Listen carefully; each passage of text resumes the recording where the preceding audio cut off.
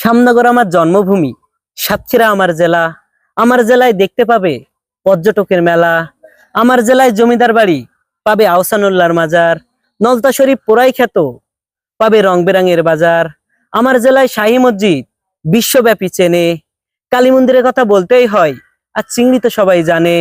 বিশ্বসেরা হাসপাতাল আমার জেলায় ভাই। নদীপথে আমার জেলায় ঘুরতে যাওয়া যায়। সুন্দরবনের খাঁটি মধু, পাবে ছানার পায়েস।